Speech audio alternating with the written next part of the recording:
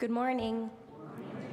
Welcome to UUU Church of the South Hills, also known as Sunnyhill. We're so delighted that you could join us for this service this morning. Our mission here at Sunnyhill is to create a more just and compassionate community within and beyond our walls.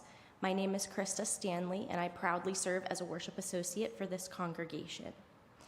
If you're a newcomer or a visitor to our congregation, please go to sunnyhill.org and you can click on the button that says New to Sunnyhill so you can receive more information about our congregation and also to receive our weekly email newsletter. Also, if you'd like to be greeted as a newcomer today after the service, please take a red mug and members will seek you out to make sure that you are warmly welcomed. If you're joining us online today, please say hello or good morning in the comments on Facebook or YouTube. We'd love to hear from you, and we extend a welcome to you as well. A gentle reminder to everyone here in the sanctuary, please silence your cell phones or other electronic devices so we can enjoy this service uninterrupted by buzzing or ringing. Another reminder that children here for RE today can head on downstairs for classes. I don't think we had any, maybe a couple. So if you're here, go ahead down for RE. Our minister, Reverend Jim McGaw, is off today, and this morning's sermon will be delivered by the Reverend Dr. Jay Abernathy. Jay was the interim minister here at Sunnyhill from around 2008 to 2014. I had the pleasure of working with him then as well, and he is visiting this weekend with his wife, Eileen. We're so happy and grateful to have them here with us today. Jay's sermon, titled "You Are Not Alone," addresses issues of angst, anxiety, loneliness, and hopelessness by focusing on the spiritual sense of being part of something larger than ourselves. What do natural theology and non-theist faith have to offer in response to these issues?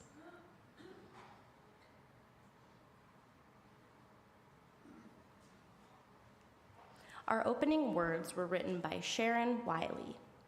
It is okay to be tired of change. It is okay to be tired of everything different.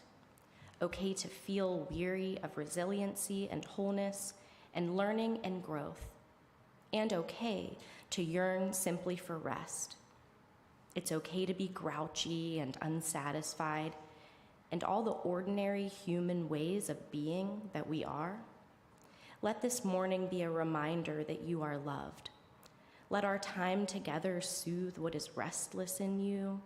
May you be comforted in knowing that whatever you are feeling today and other days, you are not alone. You are never alone. Come, let us worship together. Please join me in saying the words for lighting our chalice. We light this chalice as a symbol of our faith. May our many sparks meet and merge in communion of heart and soul. Good morning. Please rise in body or spirit, clear out the pumpkin pie, and join in singing "Here We Have Gathered."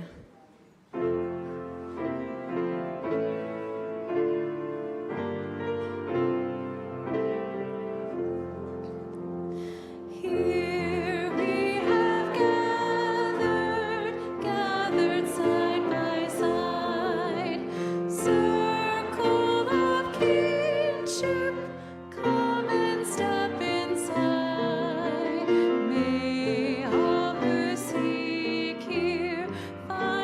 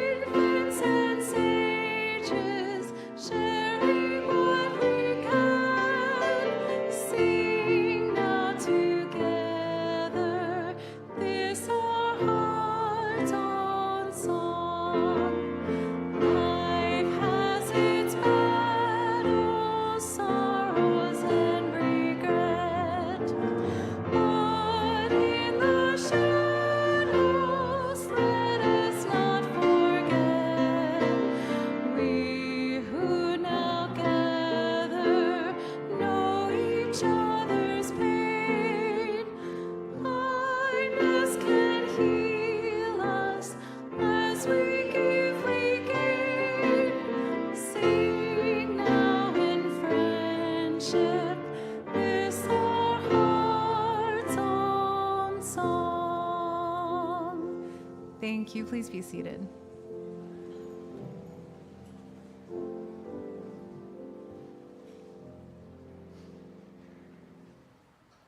Our reading this morning is by Lewis Mumford. He was a mid-century architectural and urban critic. This comes from The Human Prospect. May it be noted the age of this reading doesn't consider current gender inclusivity, but it will be read in its original form. So the balanced person treats his own situation, however formidable or threatening, as the raw material he must master and mold. But in his humility, born of self-awareness, has another side to it, confidence in his own powers of creation. Confidence in creation, a sense of the rich potentialities of life and of endless alternatives beyond those that the immediate moment for the immediate culture offers. Confidence in creation, as opposed to the fixations, the rigidities, the narrow alternatives of the existing economic systems and cultural schemes. Yes, here precisely is the deepest difference between the new person and the old, who gave to external conditions and external stimuli the initiative that living organisms, and above all persons, must keep to themselves. Those who have this confidence are not afraid to break with the existing patterns, however compulsive and authoritative they may seem. And they are not afraid to make departures on radically different lines, merely because they meet with rebuff and failure.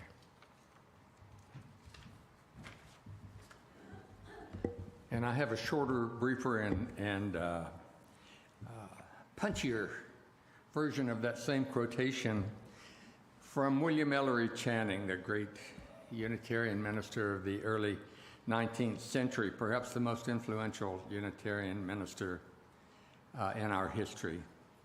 This is from a sermon in the mid-1840s, late in his career, called "The Father's Love for Persons."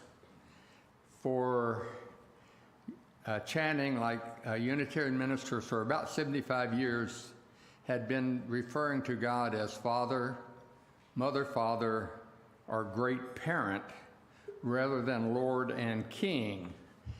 One reason why the Boston area was so easily swayed toward the rebellion of the 1770s. Channing preached, "I am a living member of the great family of all souls, and I cannot improve or suffer myself without diffusing good or evil around me through an ever-enlarging sphere. I belong to this family. I am bound to it by vital bonds. I am always exerting an influence upon it. I can hardly perform an act that is confined in its consequences to myself. Others are affected by what I say and do, so that a single act of mine may spread and spread in widening circles throughout a nation or humanity."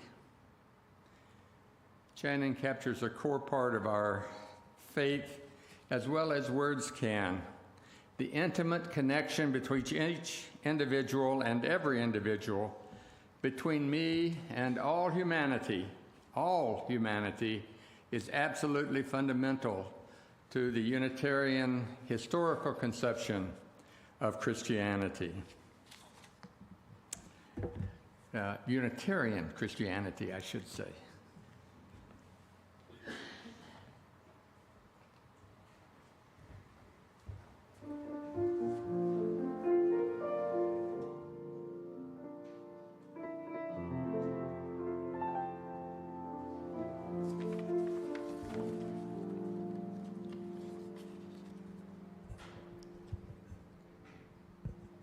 Good morning.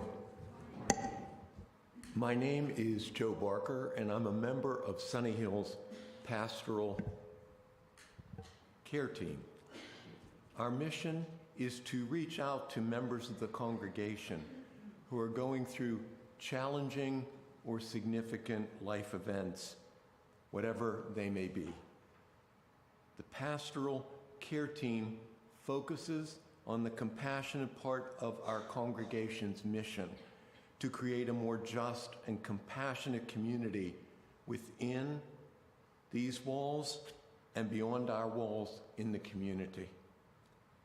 Our commitment to this congregation is to, among other things, support those going through a life crisis and to comfort and support each other.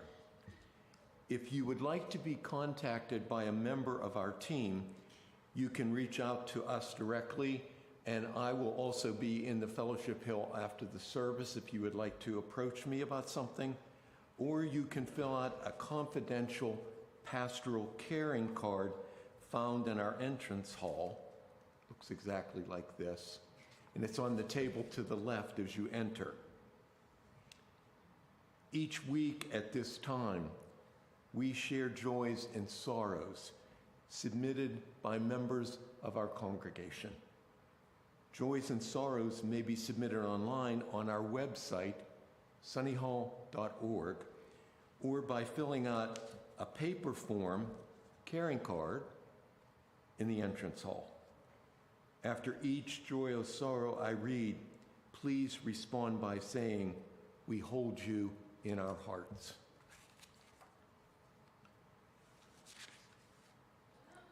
We have a sorrow this morning from Nina Balsamo.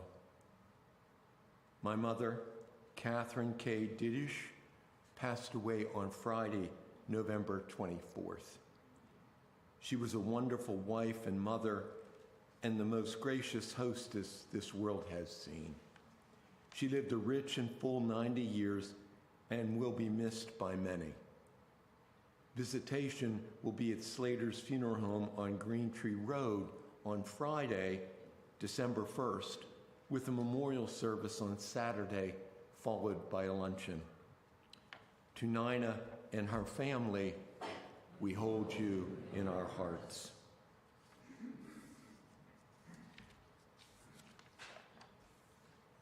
As we sing our musical meditation, we invite anyone who feels moved to do so to come forward, light a candle, place it in the sand, and return to your seat.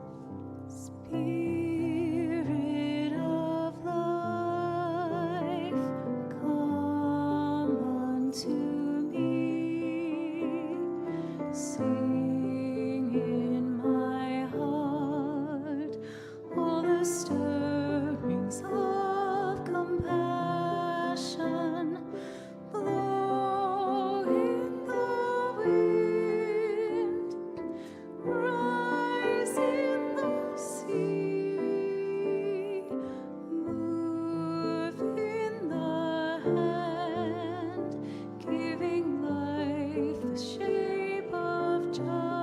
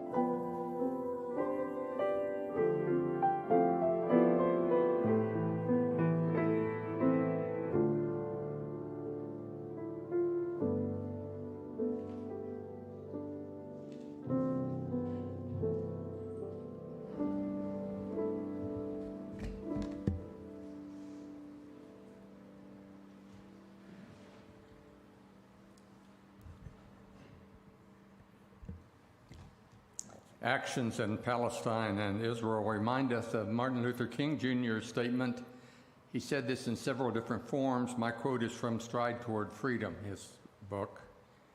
If we do an eye for an eye and a tooth for a tooth, we will be a blind and toothless nation. No matter how inhumane the Hamas assault, we certainly hope that Israel does not resort to any more vengeance. Let us hold this area close. And I remind you that on the 22nd was the 60th anniversary of the assassination of President John F. Kennedy.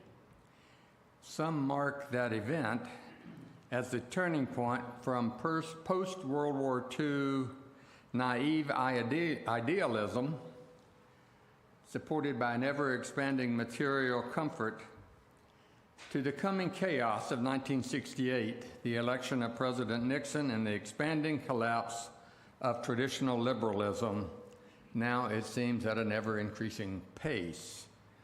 A little political comment, I suppose, before the prayer.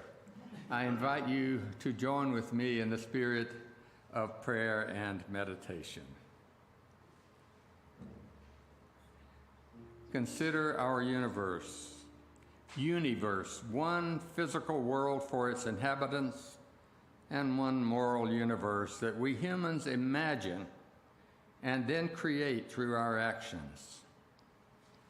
Let us recall the happiness and joy present in even the most squalid of hovels, the most depressing of situations, and the most terrifying aspects of war. May these remind us of the indomitable will of human beings on this holiday. May the irrepressible need for fulfillment in our lives that no material good can satisfy, like the hug of a child, that no power or wealth can supply, like the unexpected smile of a stranger, be ours in the days ahead. I invite you to take a moment of quiet for reflection.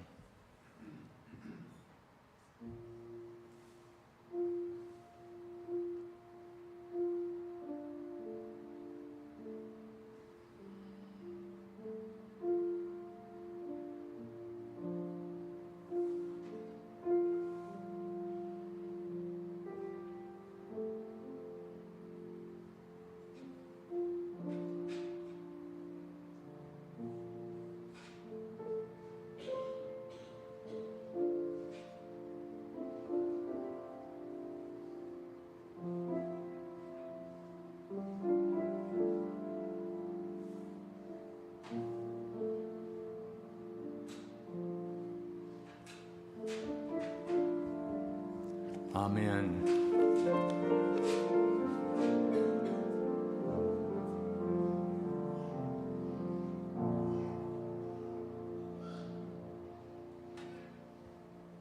Do you mind if I take the pianist home with me? I'm very taken. I was a minister for over 40 years, and I never had such help from the piano. I'm reminded that we go listen to jazz often on Thursday nights at the O. Henry Hotel. O. Henry, some of you literary folks will recognize as the great short story writer who grew up in Greensboro, where we now live, Greensboro, North Carolina. And it's so nice to have that brought into the service. Thank you. All right, so there's a physical world out there we call the universe. All of us in this meeting room are inhabitants of a small part of this universe, the planet Earth, whose limits and practices we must obey or cease to exist. For its limits brook few compromises. There is also a mental universe available to most, but not all, human beings. For it requires an effectively functioning brain, which not all human beings have due to illness or accident or torture or other causes. Our participation as animals in the physical universe is governed by our DNA. Our participation as animals is governed by our DNA.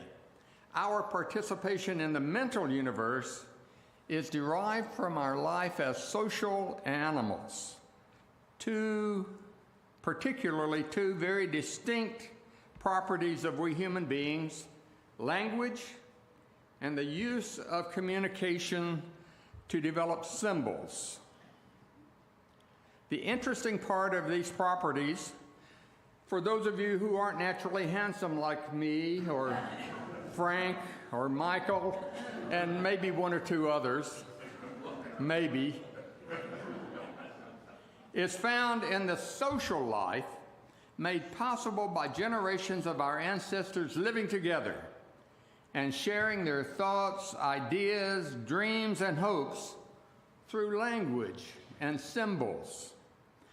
None of these language, words, and symbols are as physically real as the mastodon or saber-toothed tiger outside the cave, but all of which seemed so important to our ancestors that they defended them just as vigorously as possible. Ideas as important as anything else in life. Over generations, human beings developed several skill sets that helped encourage and support the growth of our species. They evolved, our ancestors, in transition from early families to clans and tribes, which formalized these rules, teaching them to their children and rehearsing them in clan or tribe ceremonies, what we now generally call religion. Religion is the pathway humans have used to transmit the values and practices that first ensured their survival and later supported their dominance over the landscape and all other creatures. The pathway to transmit values and practices that developed throughout the entire human history.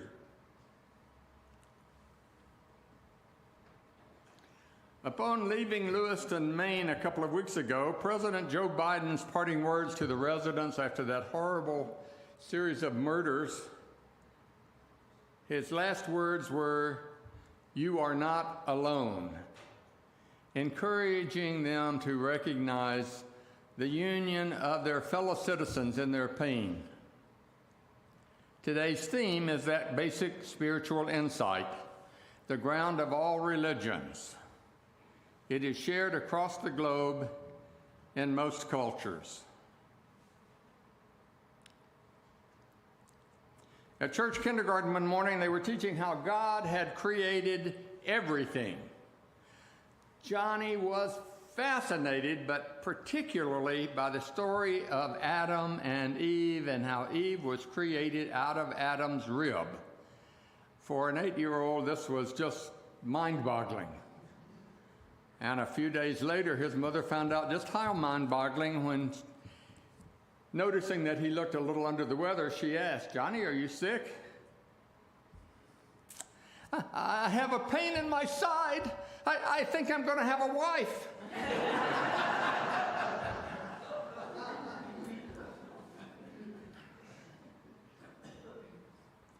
Few sermons have a prologue as long as mine this morning. And for a good reason. Too many sermons develop stories like the one about a woman being created from a man's rib. A story meant to say so much more than just how Eve came to be. Today, it is too easy to spot the misogyny in the story and too difficult to spot the religion.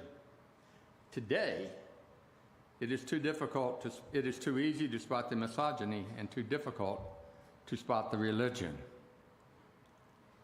So many of those ancient stories no longer work in our mental universe, as they once did for our ancient ancestors.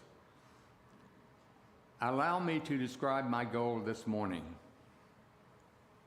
I believe in goodness and kindness, in mercy and forgiveness, in joy and exuberance, in freedom and reason, in hope and justice, in compassion and tolerance, in democracy and freedom, in honesty and integrity.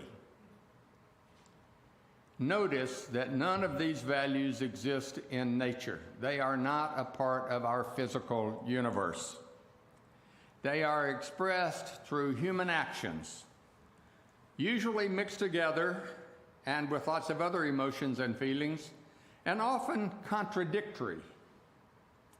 But they are never as solid as this podium.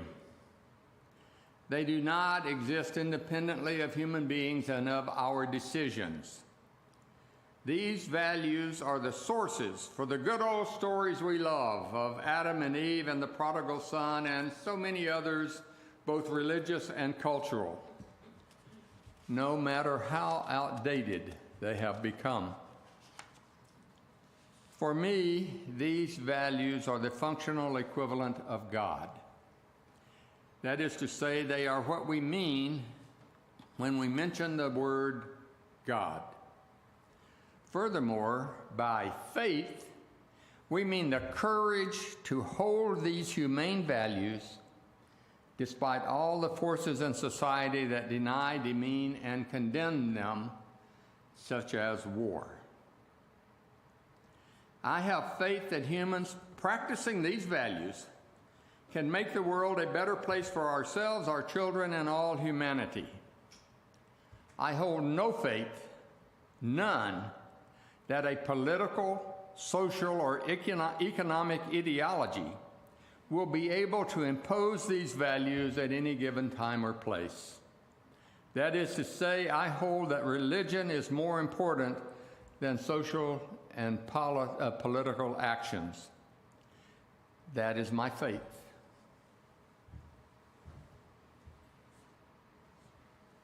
And this is my water.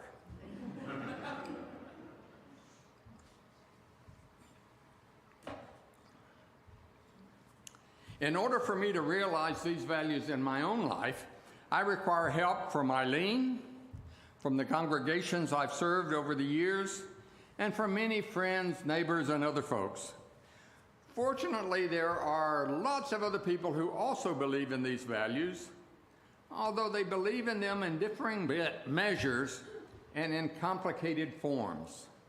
Nevertheless, despite the odds, by helping each other, we regularly create peace and love, harmony and meaning, joy and happiness. The word God is another way of summarizing all these values into a hope for our future. I've spent my career trying to teach and practice these values, to convince advanced and modern UU congregations that they should join me in practicing them. However, my religious home has begun to replace these values with some political and social ideologies presumed to be more important. I have not become a cynic, an adrenaline junkie, or an arrogant and self-righteous ideologue. I might be arrogant sometimes, but not an arrogant ideologue. I maintain my faith in mercy, forgiveness, and compassion over vengeance and violence. I support the values of freedom, tolerance, and reason over censorship and exclusion. I support love and joy and equality over all claims of moral perfectionism.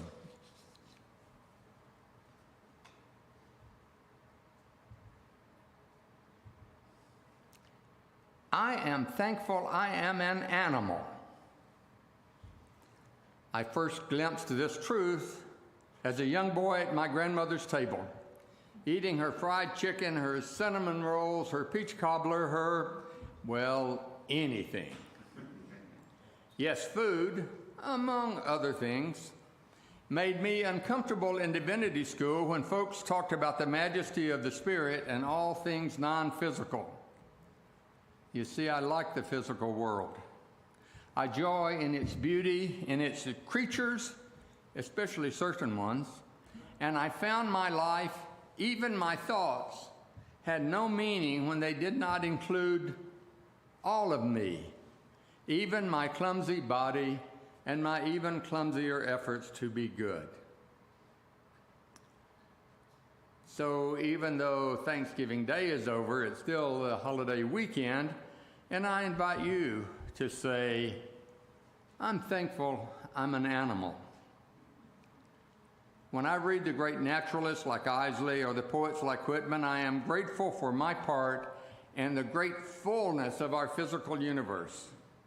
This Thanksgiving weekend may be nearly over, but I hope you are not too proud to say, I'm glad I'm an animal.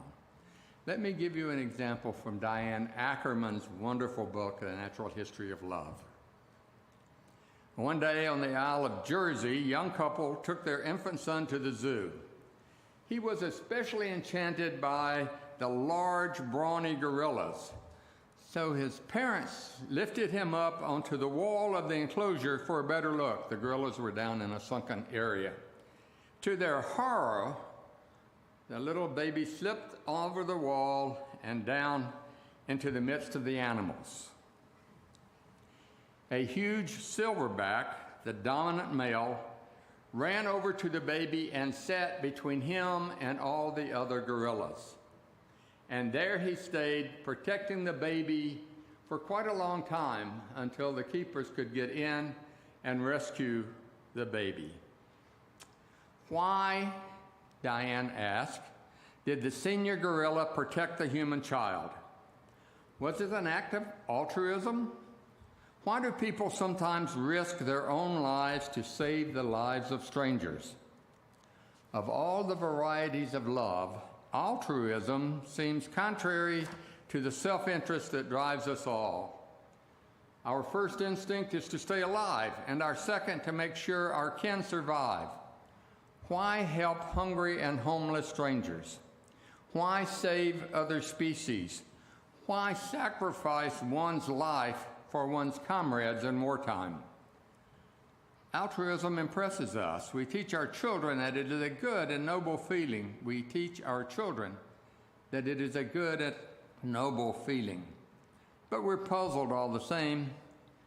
It just doesn't seem to make sense in the brutal economy of life. I suggest that Ackerman's altruism is the practice of the humane values I have been speaking of this morning.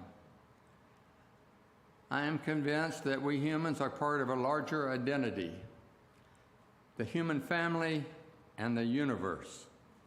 I do not limit myself to the physical universe, although I am thankful to be an animal. I include the mental universe, fired by our creative imaginations that we human beings have constructed over the course of generations and generations, sharing our insights to help this human community survive in the physical world, to survive and prosper, and not to always be at war with one another, our world and its creatures.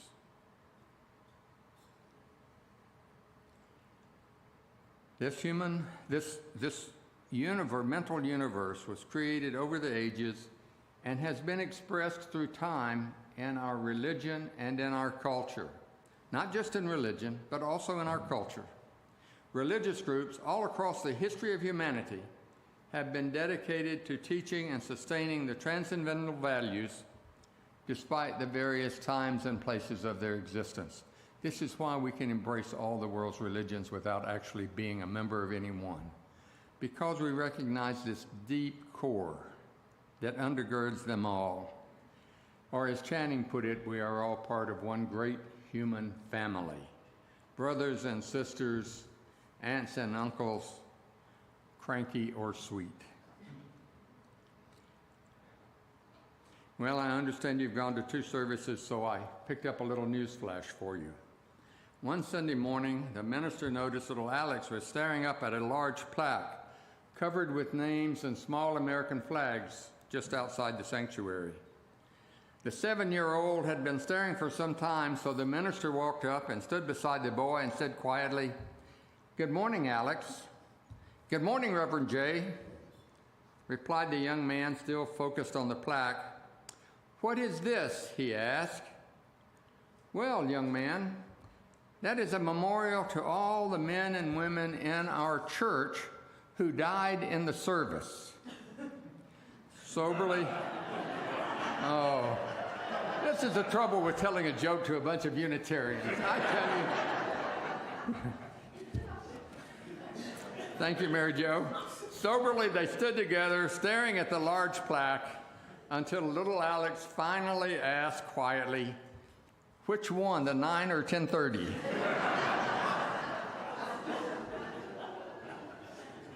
I'll get you for that.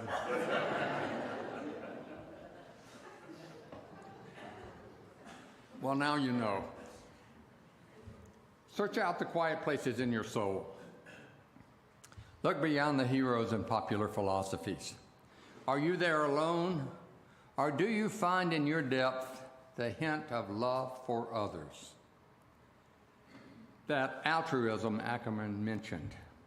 In the unity of your being, is there the feeling of a greater unity, the hope that binds you with all creation? Look outward. Do you find there hope and trust and love as you look around this room, for example? Or do you find hatred and an avenging God? I say to you, fear not. You are not alone. For generations, our ancestors have worked to create the values that will allow us to live a safe, sane, helpful, and creative life. Recover your commitment to the good. Recover your commitment to love and justice and peace. Recover your commitment to life. Enough resting in comfortable homes. Do not seek to stand in the center of your righteousness, but bend to the cries of others. Mercy and forgiveness, triumphing over your self-righteousness. Stand proudly before the catcalls and insults who claim to speak for the Lord, but who do not speak in the still, small voice of one who loves the neighbor, who respects the foreigner, who trusts the stranger. Stand proudly in the convictions of your heart. Recover your commitment to the life that makes all things new. You are part of the universe, part of the great family of all humanity. We love you. You are not alone.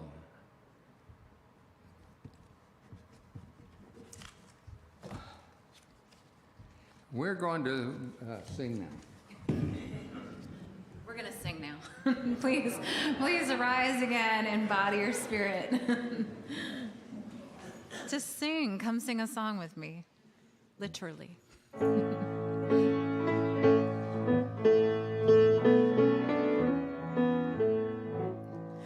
Come sing a song with me. Come sing a song with me. Come sing a song with me, that I might know your mind. And I'll bring you hope when hope is hard to find. And I'll bring a song of love and a rose in the winter time. Come dream a dream with me. Come dream a dream with me. Come dream a dream with me, that I might know your mind.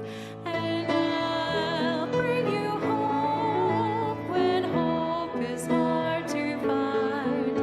And I'll bring a song of love and a rose in the winter time.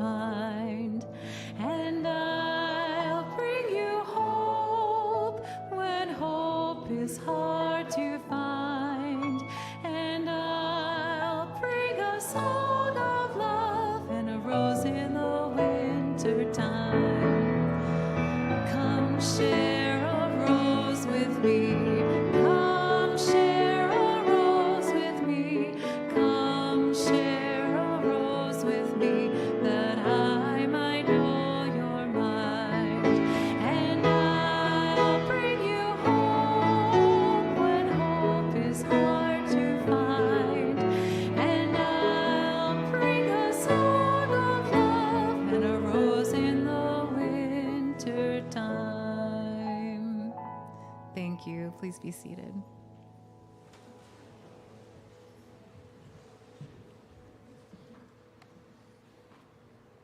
It's time for our morning offering. We don't have a designated offering for this morning, so our collection will benefit Sunnyhill and help defray our operating expenses. If you'd like to make a gift via our online giving system, you can do so by going to sunnyhill.org and click the button that says Online Giving. Then follow the instructions. Or you can give by text at 412-324-3130. For those of you who are here with us in person, we'll be passing around the offering baskets in just a moment. Thank you so much for your generosity.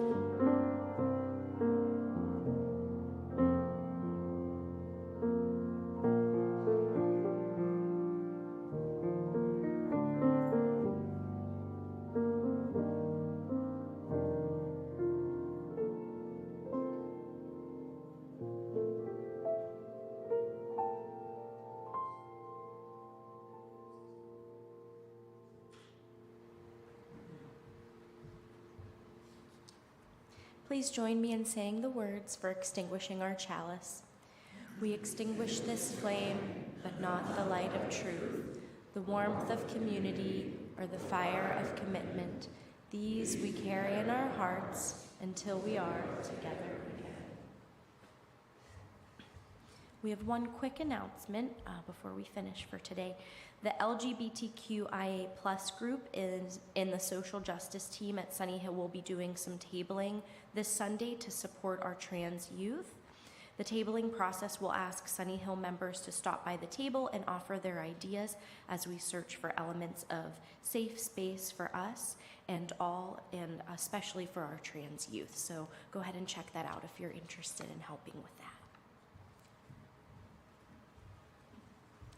Krista became a worship leader my last year here. Thank you, thank you. Go now, participating in the great human family, at peace with yourselves, and in love with your neighbors. Good morning.